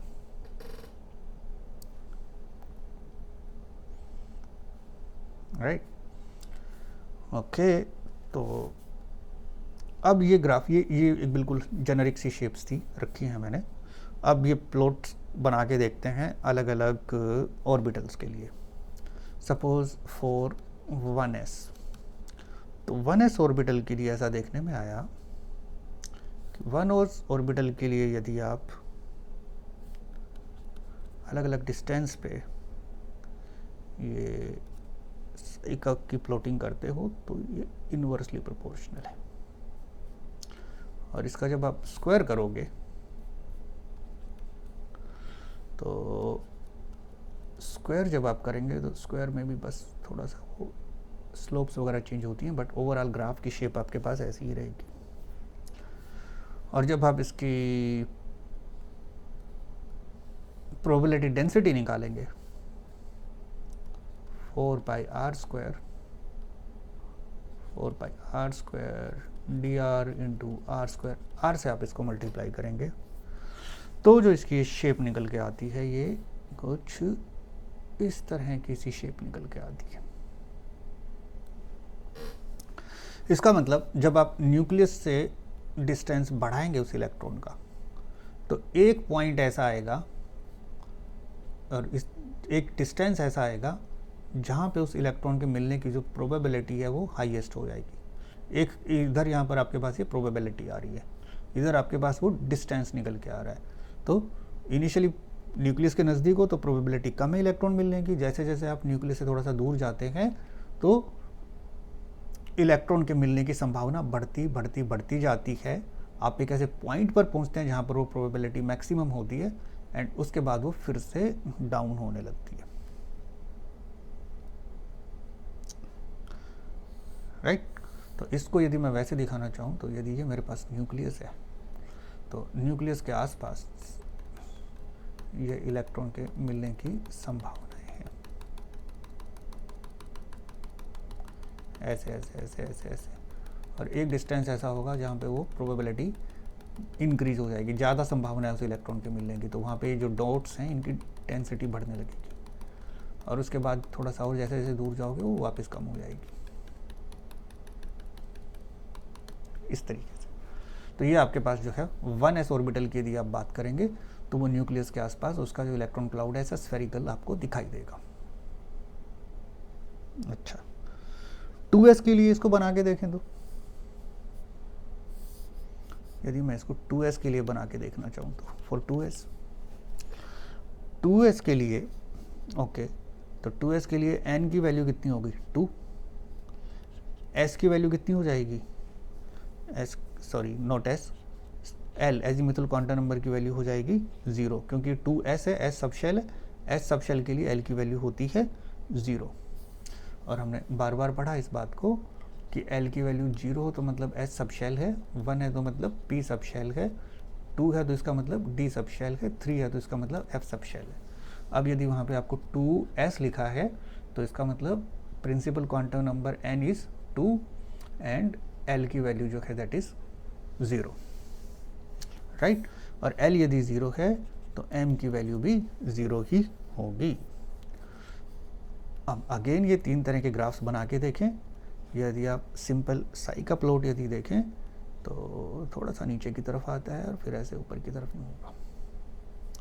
इसका यदि आप स्क्वायर कर दें उठा के, तो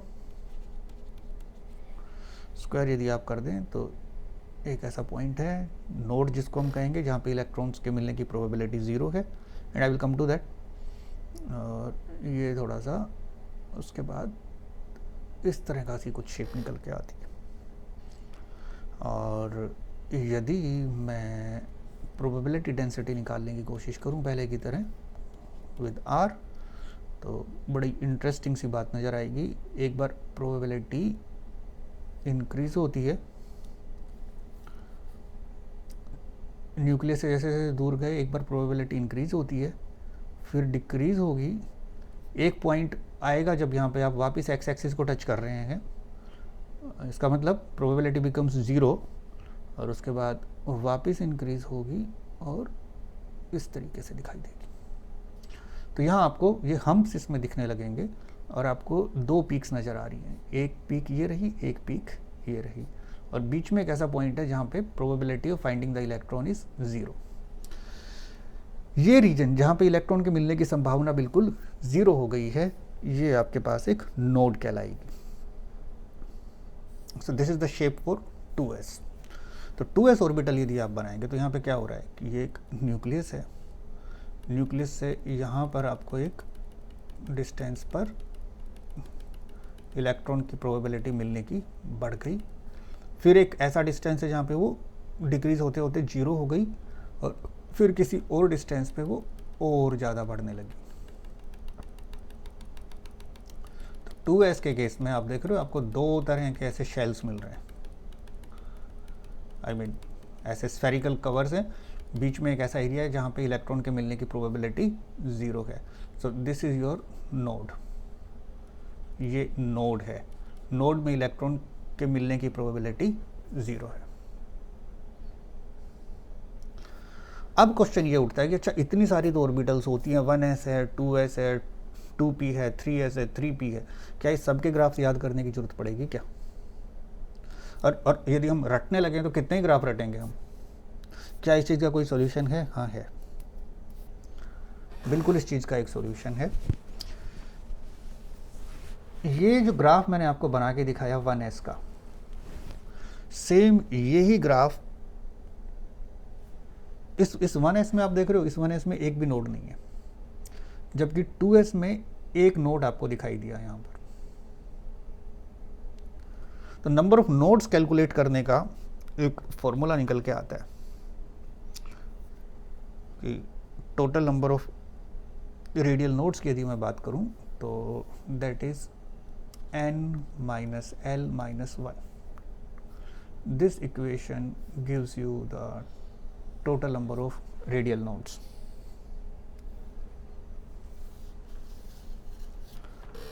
n minus l minus 1. और इस केस में एक भी नोड नहीं है, तो इस केस में ये रेडियल नोड्स कितनी है? 0। इसका मतलब वो सभी ऑर्बिटल्स जिनके लिए रेडियल नोड्स की संख्या 0 होगी, उन सब का ग्राफ ऐसा ही होगा। ओके, तो ये किस किस के लिए एप्लीकेबल है? ये 1s के लिए एप्लीकेबल है, ये ऐसे ही 2p के लिए एप्लीकेबल है, ये 3d के लिए एप्लीकेबल है, ये 4f के लिए एप्लीकेबल है।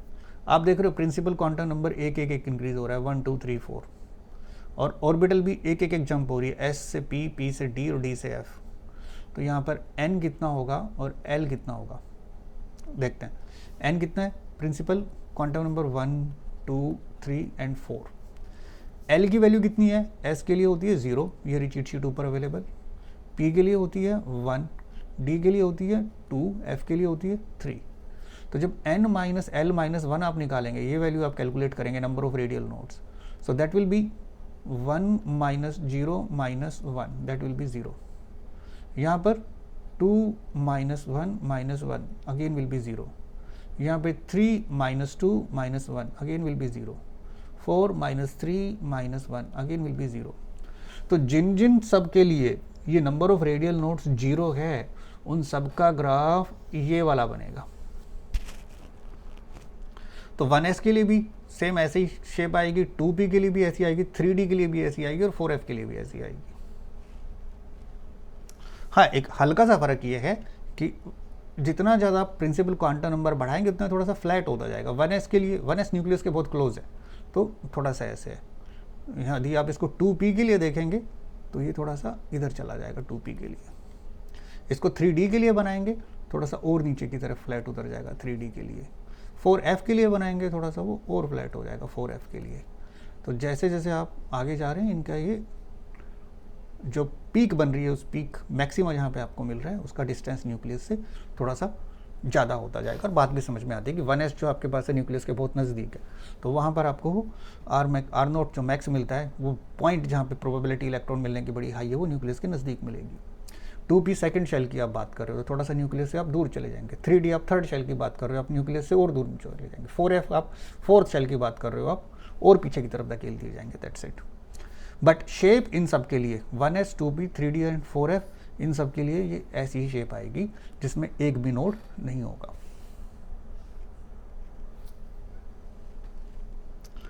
Good so far.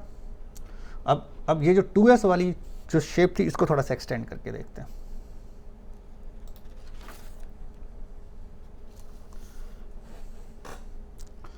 For 2s orbital जो प्रोबेबिलिटी डेंसिटी कर्व अपने को मिल रहा था वेरिंग विद डिस्टेंस, वो इस तरह का मिला था 2s के लिए, ऐसे। उसमें एक ही पीक यहाँ पर है, एक पीक यहाँ पर है और एक बीच में नोड है, राइट। अब 2s वाला जो कर्व है इसमें एक नोड है, एक रेडियल नोड। तो एक रेडियल नोड, तो जितने भी ऐसी ऑर्बिटल्स हैं जिनके लिए वन रेडियल नोड हो, उन सब के लिए ग्राफ की शेप ऐसी होगी। You can use this for all cases where number of radial nodes is 1। और नंबर ऑफ रेडियल नोड्स आप कैसे कैलकुलेट कर रहे थे? n माइनस एल माइनस 1, और ये कितना होना चाहिए? 1 होना चाहिए। कहाँ कहाँ पर ये पॉसिबल है? अभी आपने पढ़ा था कि ये 2s के लिए है। 2s से आप और एक एक कदम इनको बढ़ाते चलें, 2 3 4 5, और ऐसे ही s के बाद p, p के बाद d, d के बाद f। तो n की वैल्यू कितनी होगी यहाँ पे? n की वैल्यू यहाँ पे 2 है, 3 है, 4 है, 5 है। l की वैल्यू कितनी होगी? l की चिट याद कीजिए आप।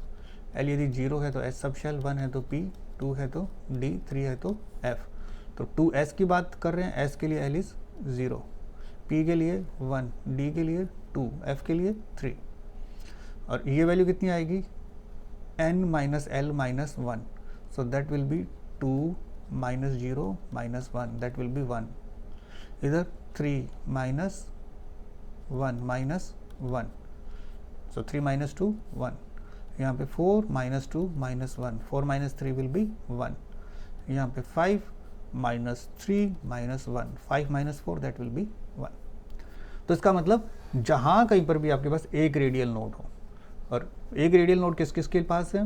2s के पास है, 3p के पास है, 4d के पास है, 5f के पास है, उन सब का ग्राफ ऐसा ऐसा ऐसा ही रहेगा, प्रोबेबिलिटी डेंसिटी कर्व।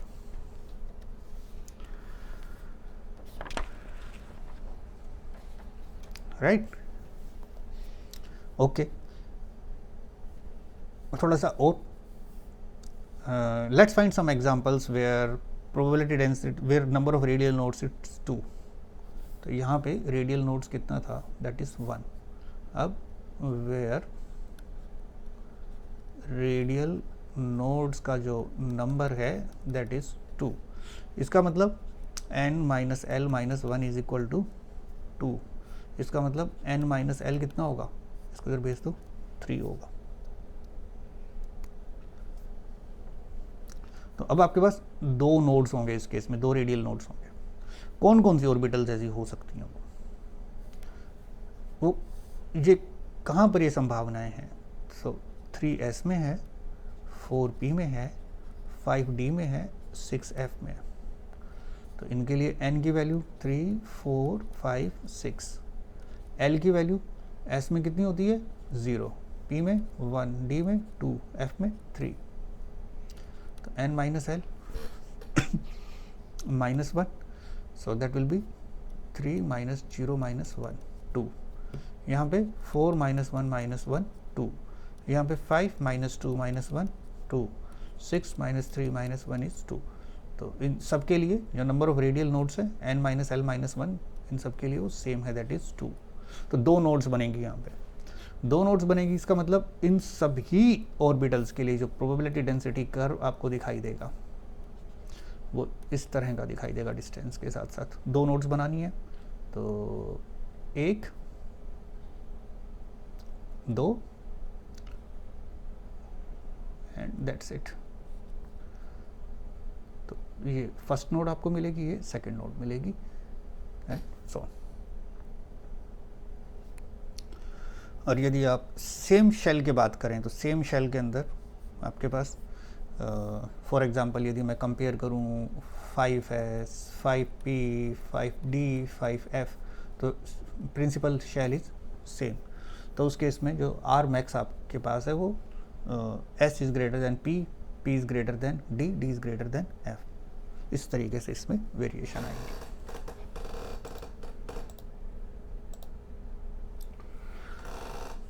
तो इसको थोड़ा सा समझने की और एक रिफाइंड तरीके से, तो हमने 1s का कर्व इस तरीके से देखा। 2s की यदि आप बात करें तो वहाँ पर एक रेडियल नोड निकल के आई थी।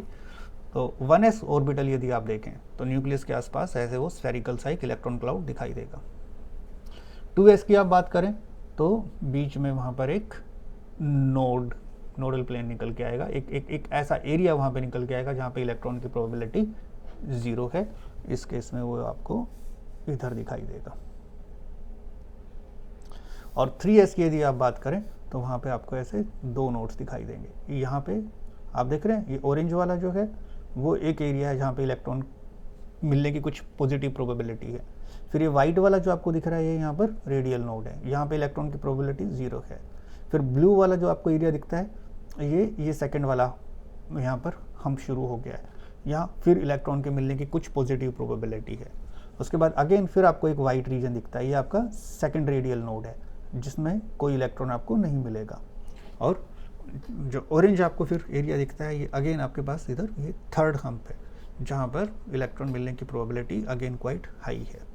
और थर्ड वाले में आप देखते हैं कि जो पीक है वो उसकी वैल्यू इधर है। दोस्तों थर्ड वाले एरिया में, इस वाले एरिया में, ऑरेंज वाले में इलेक्ट्रॉन मिलने की प्रोबेबिलिटी सबसे ज़्यादा है।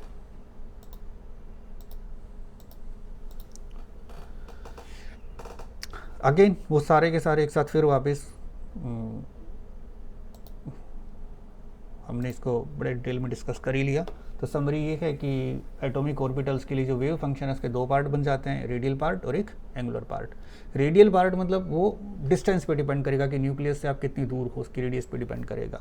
और जो एंगुलर पार्ट है वो उसका जो नोडल प्लेन है वो एक प्लेन में नोड बन के आएंगे। और कुछ क्वेश्चंस देखते हैं। So how many angular and radial nodes are in 5p orbital. इसको मैं और ज़्यादा नहीं डेप्थ में लेके जाना चाहता अभी कि ये फिर अनलेस अनटिल जब तक आप सीरियसली कुछ एंट्रेंस वगैरह की प्रिपरेशन नहीं कर रहे हो और उस पर बहुत ज़्यादा टाइम नहीं लगा रहे हो तो ये सर के ऊपर से जाने वाली बातें हो जाएंगी। So I will switch back to some applications of the concepts we have learned so far. How many angular and radial nodes are in 5p orbital. तो रेडियल नोड्स कितने होते हैं हमारे पास। रेडियल नोड्स का फॉर्मूला है, पीछे पढ़ा आपने, radial nodes, number of radial nodes is equal to n - l - 1 and number of angular nodes होती हैं l के बराबर। और टोटल नोड्स इन दोनों का सम होगी, दैट विल बी n - 1। ये 3 चीज़ें याद रहें तो इस तरह के क्वेश्चन आप इजीली कर देंगे। How many angular and radial nodes are in 5p orbitals. So 5p का मतलब है n की वैल्यू है 5 और l की वैल्यू कितनी होगी, तो l की चीट शीट याद करें। 0 है तो s ऑर्बिटल, 1 है तो p ऑर्बिटल, 2 है तो d ऑर्बिटल, 3 है तो f ऑर्बिटल।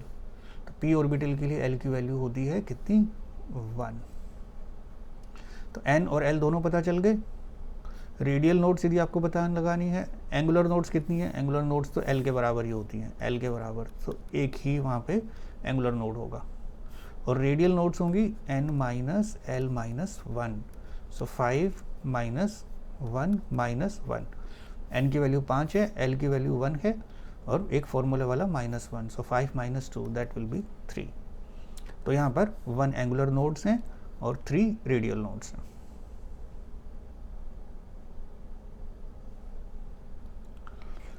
टोटल नोड्स कोई पूछ ले तो, पूछा तो नहीं इस क्वेश्चन में, बट इन दोनों का सम हो जाएगा वो, so 3 + 1 4। Which orbital has 3 radial nodes and 1 angular nodes? Okay, angular node कितनी होती है? एंगुलर नोड होती है l के बराबर। तो एक एंगुलर नोड का मतलब है कि l = 1 और l = 1 का मतलब है कि बात हो रही है यहाँ पे p ऑर्बिटल की, इसका मतलब p ऑर्बिटल है। ओके, एंड 3 रेडियल नोड्स हैं। रेडियल नोड्स कितनी होती थी? n माइनस l माइनस 1, और वो कितनी है? 3। n माइनस l, l की वैल्यू हमें यहाँ से पता है 1, सब्सटीट्यूट कर दो, -1 = 3, सो n = 3 + 1 + 1 यानी कि 5। तो n 5 है, l आपके पास p है, p सबशेल है आई मीन, सो इसका मतलब यहाँ पर बात हो रही है 5p ऑर्बिटल की। That's it. तो इसके साथ ही अगेन ये समरी है यहाँ पे, number of radial nodes n minus 1 minus l, angular nodes = l, total number of nodes n minus 1। सो इसके साथ ही आज का ये लेक्चर यहीं पर रैप अप करते हैं। नेक्स्ट जो लेक्चर आपके पास होगा that will be the last lecture for this chapter, the structure of atom, और वहाँ पर हम बात करेंगे इलेक्ट्रॉनिक कॉन्फ़िगरेशंस की, हम बात करेंगे उन रूल्स की which are used to fill up electrons inside an atom. तो आप आफ्बाउ प्रिंसिपल के बारे में पढ़ेंगे, आप Hund's rule of maximum multiplicity के बारे में पढ़ेंगे, और हम बात करेंगे पॉलीज एक्सक्लूजन प्रिंसिपल की, और हमारा स्पेशल फोकस होगा एक्सेप्शनल इलेक्ट्रॉनिक कॉन्फ़िगरेशंस पे, जैसे क्रोमियम 24 है या कॉपर 29 है, उनकी एक्सेप्शनल इलेक्ट्रॉनिक कॉन्फ़िगरेशंस हैं, और हम समझने की कोशिश करेंगे कि क्यों बीच बीच में ऐसी एक्सेप्शनल इलेक्ट्रॉनिक कॉन्फ़िगरेशन है, क्या कारण है उसके। सो एंड उन्हीं कंसेप्ट्स को फिर हम आयंस की तरफ अप्लाई करेंगे, and we will also study about the concept of shielding effect या स्क्रीनिंग इफेक्ट भी जिसको आप बोलते हैं, और इफेक्टिव न्यूक्लियर चार्ज का। तो नेक्स्ट जो आपके पास लेक्चर होगा वो लास्ट लेक्चर होगा इस चैप्टर के लिए, and it is going to be quite crucial because throughout inorganic chemistry में जब आप एस ब्लॉक एलिमेंट्स पढ़ेंगे, पी ब्लॉक एलिमेंट्स पढ़ेंगे, पीरियोडिक टेबल पढ़ेंगे, तो जगह जगह आपको इलेक्ट्रॉनिक कॉन्फ़िगरेशंस और उन कंसेप्ट्स की ज़रूरत पड़ेगी। So let's end this here, have a nice time and see you soon.